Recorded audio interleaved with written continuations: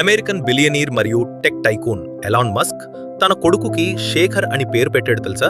ఇది మస్క్ వెల్లడించారు.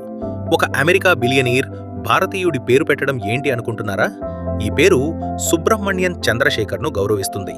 1910లో పంజాబ్ లాహోర్లో జన్మించిన లెజెండరీ ఆస్ట్రోఫిజిసిస్ట్. తదుపరి అధ్యయనాల కోసం అమెరికా యూనివర్సిటీ ఆఫ్ చికాగో చంద్రశేఖర్ను ఆహ్వానించింది. చంద్రశేఖర్ నక్షత్రాలు ఎలా జీవిస్తాయి మరియు ఎలా చనిపోతాయి అనే మన అవగాహనను పూర్తిగా మార్చారు.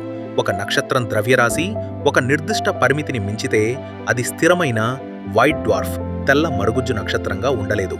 అది పగిలి బ్లాక్ హోల్ కృష్ణబిలం ఏర్పడతాయి అని నిరూపించాడు. దీనినే ఇప్పుడు చంద్రశేఖర్ లిమిట్ అంటారు. ఈ కృషికి 1983లో నోబెల్ ప్రైజ్ అందుకున్నారు. భారతదేశం యొక్క గొప్ప మేధావులను ప్రశంసిస్తూ తన కొడుకుకు శేఖర్ అని పేరు పెట్టడం గొప్ప కదా. మస్క్ విశ్వాన్ని మనం గౌరవించాలి. మీ అభిప్రాయం కామెంట్స్లో చెప్పండి.